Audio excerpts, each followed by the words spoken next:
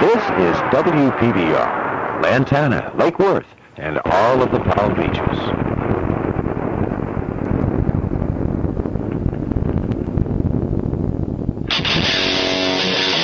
Listen.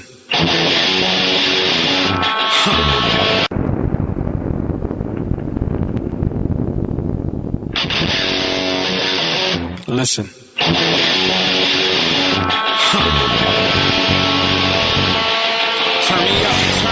Welcome back. You're listening to MMA Today, and this segment is being brought to you by PennyJoeMMA.net, a great place for all the latest MMA news, the best in MMA gear and apparel, and some of the top articles in MMA. Check it out at PennyJoeMMA.net. We'd also like to say that our own Penny Joe has been invited to do some work with the strongman competition. You want to tell us a little bit about that, Jim? Yeah, absolutely. I was reading her article earlier this weekend. She went to the Winter Strongman contest this last Saturday out in Phoenix, Arizona, covering the 5 different events that they have out there, and she did a great article about it. And so that's the great thing about Penny, is that she covers not only the combat sports, but some of the other strength and conditioning sports out there. So go and check her out at PennyJoeMMA.net for all of your combat sports and extreme sports information. That's PennyJoeMMA.net. So it's like all things MMA, all things combat, and all things Penny Joe. I like it. All right. We've got a special guest with us. I'd like to welcome our special guest. She's the first female MMA referee and the first female to referee in the UFC. She has an impressive resume, including refereeing for Extreme Couture, the WEC, Strikeforce, and the UFC. Her name is Kim Winslow. Kim, welcome to the show. Thank you. I know you have an extensive background in mixed martial arts training. Was it difficult becoming an MMA referee, and was it made more difficult for you because you're a woman? That's just a matter of perspective. If you were putting somebody else in this chair, their answer would be very different. For me, I think anything that's difficult is worthwhile. There are many people that come to me and ask for help, and I will give them a guide or a place to go or some reference point to follow, and they give up very easily. For me, I don't give up if there's something that I want. If there's a wall, it's just something that is an obstacle for someone that doesn't want it bad enough. So for me, if I want something, I pursue it completely and wholeheartedly, and it's a goal that I don't stop until I achieve it. So for me, difficulty is just a matter of perspective. So difficult to me, not necessarily. It's just a goal that I keep going until I achieve it. Well, that's awesome. Do they have any type of recognized certification for MMA referees? There are. I do. I am licensed with the ISKA and the ISDF, as well as different athletic commissions. And each state has their own requirements that you have to meet in order to be licensed in the different states. And I have gone to referee school, and there are different seminars that you can go to that are out there, and some are approved by the ABC, which oversees, it's the boxing commission for most of the athletic commissions will approve different courses in order to be licensed in their states. And there are 4 courses right now that are approved seminars for people to go to if they want to be licensed in most of the states right now. That's awesome. Now, when a big MMA event is scheduled, such as the UFC or Strikeforce, who chooses the referee who's going to work that event? And does that differ for smaller organizations or some of the amateur events we see? Well, first of all, if it's a UFC event and it's in the United States, it would be the athletic commissions. So UFC, of course, a lot of people make the mistake and think that UFC is the sport. MMA is the sport, UFC is the brand. Just like soda is the drink, where Coke or Pepsi is the brand. So I correct people a lot that MMA is the sport and UFC is simply the brand of the sport. But when you say athletic commission, you mean each particular state wherever the event is held? Has their own athletic commissions, correct. So the athletic commission picks the referees. Is that the same even with the smaller organizations or even the amateur events? Well, different states, the amateurs, some states do not oversee the amateurs at all. So you have different amateur sanctioning bodies that will oversee different amateur events. Some amateurs don't have sanctioning bodies at all, and so it's kind of a free-for-all in different states. And if they're smart, they will use a sanctioning body, and I am all for sanctioning bodies and regulations. It's a safety issue. So it's a matter of some states like Nevada, they require the amateur events to use a sanctioning body. Some states do not. Okay, so how many states are you approved in as a referee? And then at this moment, because you come up at the beginning of the year for renewals, so that changes. And some of them I choose not to renew my licensing in because a matter of I don't have the time to go and do events in different states. It's a matter of travel. Sure. So I'm choosing not to renew my licensing in certain states because it's just not feasible. So, and I'm also pending with new licensing in Georgia, and I'm also going to be applying in Texas, Florida, California, Nevada. So I'm licensed in several, and I've held licenses in New Jersey and Washington, Idaho, Nebraska. Wow. Yeah, I've been licensed in numerous states. That's awesome. Yeah, so these things need to be renewed? A lot of it sometimes depends on if a promoter wants to use me in their state, and I will go ahead and get a license in that state to do their events. Sure. And then that license needs to be renewed annually? Yes. And then each state... Some states it's twice a year. Wow. And then there's a cost to that for you as a referee? Right. There is a cost to that, and it's different for every state. For instance, California, it's like $250 a year, and then you have other states where it's $20 a year. Okay. So it's extremely varied. Wow, that's interesting. That's really interesting. I found it very interesting when I read an article where you were interviewed and you were quoted as saying, "I would love to continue my martial arts training, but my state, Nevada, does not allow you to train if you're a sanctioned referee because they don't want any conflict of interest if you train at the same gym as a fighter." So how many states do you know of that have that rule, and does that really mean that you can't even do, anything like boxing training or working towards a higher belt in something like Taekwondo, or is that something? Well, you have to look at it this way. It makes sense, and I understand it, because they don't want you going and working at a gym where there's fighters training, and you've got a development, or a relationship with students, and you're rolling with students, and then these students work up and become professional fighters, and you're going and you're refereeing these students, and it just, even the appearance of impropriety is not something that a referee should have. So it just is not appropriate to have the kind of relationships with the schools or the kind of relationships with students or fighters. It just isn't right. So you have to make a choice at some point. It doesn't mean that I don't keep up on the current moves and I don't continue to train. I just do it on an individual basis. There are great online resources, and my husband is my training partner, poor guy, but he's very good about it. But so I do continue to educate myself, and I do go to seminars, and I do go to I drop in on gyms. I'm not a regular attendee of gyms, but I do drop in on the local gyms and to see if there's anything new or different that I'm not aware of. So I just rotated around to all of the different gyms, and I'm not a regular student at any of them. So I don't have a continual relationship with just one school. Sure, but it's good to know, because I think your first love was in the mixed martial arts field, and so becoming a referee shouldn't have to say, well, you can't do any more training in that. So it's good to hear that you're able to do that. You sent me some extremely interesting information about a possible revision to the scoring system in MMA. I really like the idea and your proposal. Can you explain the proposal and what led you to suggest something like this?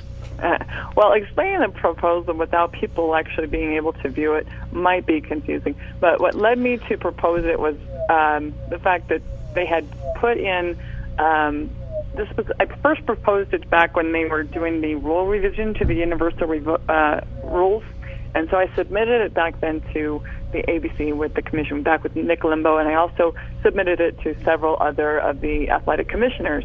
And they really just don't want to change the judging system. And there were other submissions by other people, and I thought that their submissions were very convoluted. And when you have a 43-page a monologue, so to speak, or a manual explaining your criteria and your submission for your judging criteria, where I'm thinking if a commentator cannot explain why somebody lost or won in a cohesive manner very quickly, then it leads to the door opening for there to be some impropriety. And I don't like even the appearance of that happening. So obviously there's been some controversial judging decisions, and everybody knows that. It's unfortunately part of the sport. So I wanted to see if we could clean it up and make it a little bit more martial arts. And that's what I tried to do, is they're using basically a boxing 10-point system for something that's MMA. And so I tried to do something that was based more for MMA and kind of modernized for our judging system, and it was basically shot down. So, well, you know what? I thought it was right on. I liked the way you had one section for aggression, one section for damage, one section for combat.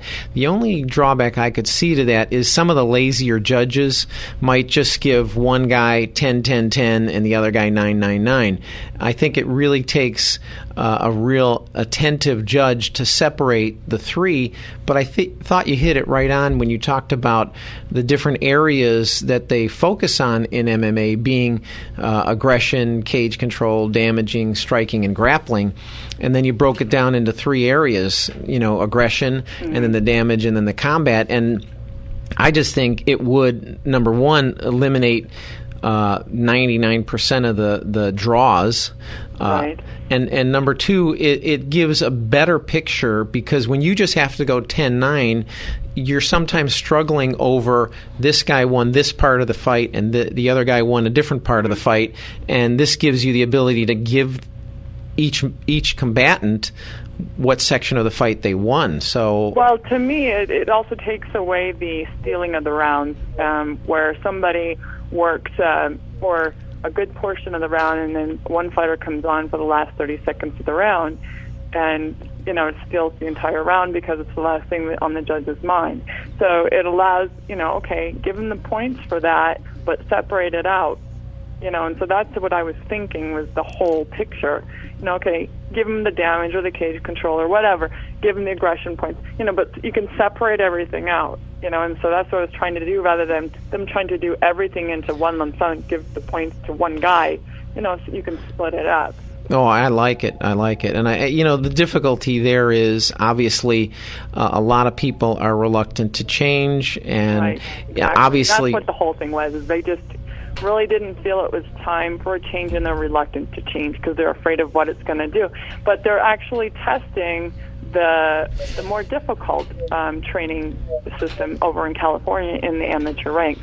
And so we'll see how that one goes, but it's a lot more difficult to doing half points, and it's very convoluted, and it's one that you can't really explain. So when you can't really explain, as a commentator, you can't explain the system to the public, you kind of scratch your head. Well, I'd love to explain why the judges did this, but I don't really know the scoring system. I don't know if I understand it myself, And if the judges don't really understand it really, or you have to have a week seminar explaining the scoring system, let alone, make sure that they understand MMA and submissions, and, they have to have a clear understanding of mixed martial arts, Sure. You've got you have to have a big, huge knowledge base in your judges. Well, I think it's going to take one state to take a bold step and start using that system, and when they see the success of it, then hopefully other states will start adopting it. Just like we saw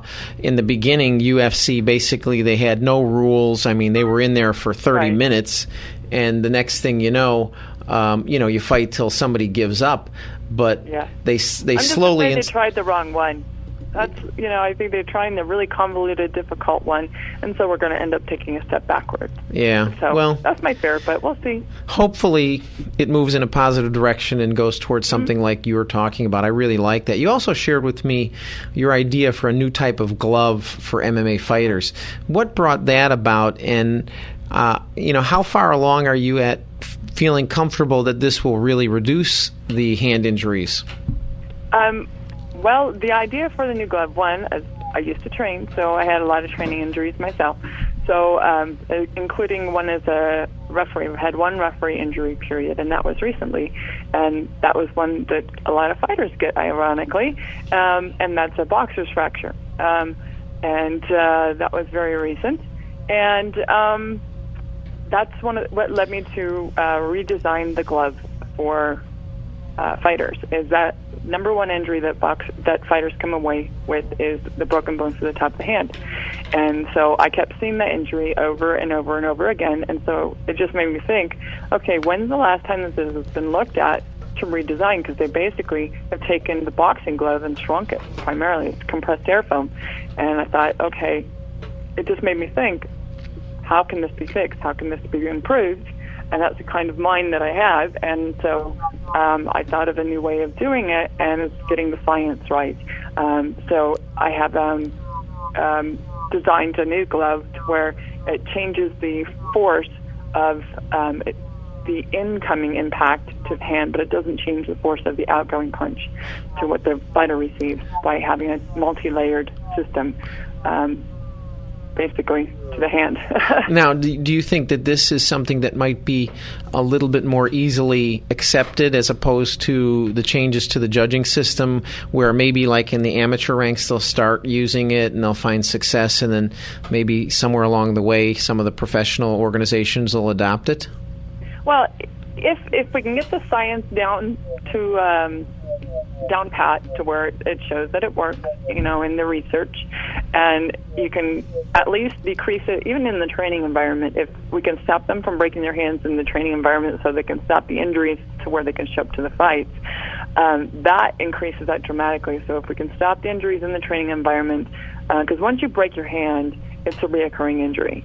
And it takes a long time to truly heal. And so it happens again and again and again. And that's shown in the reference material. You can see that over and over and over again. It'll become a haunting injury with the same fighter. Fedor Emelianenko is a prime example of that. Look at that, how many times he's broken his hands in training as well as in his fights. But just look at some of the fighters' histories that have broken hands, and you'll see that it'll be recurring in their history.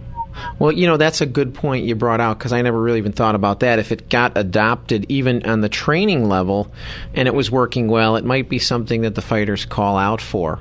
Mm-hmm. But that's awesome, because to see someone like yourself who's got a background in the mixed martial arts, is a recognized MMA referee with lots of experience, and also has a lot of input into trying to make the system even better. That's exciting to see, and we really appreciate that from you, Kim. It's been a pleasure having you on the show. Thanks for taking the time to join us here tonight. We wish you the best of success in the future, and I'm going to tell you something. When I'm watching some of these MMA fights, I'm going to be looking for you. Thanks. February 4th is my next UFC appearance. Somewhere down the road, you got to come back on the show so you can share with us, because I know you as a referee, your whole job isn't just inside the ring. You've got to inspect the fighters, you've got to explain the rules to them and things like that. And, somewhere down the road, maybe you can share with us. Behind the scenes. Yeah, exactly. So everybody wants to know what we say to them behind in the back. Yeah, because they kind of change it. Sure. Yeah. But we appreciate you taking the time to join us. And like I said, we'll be looking forward to watching you in some of the upcoming MMA events. Okay, thank you. Thanks.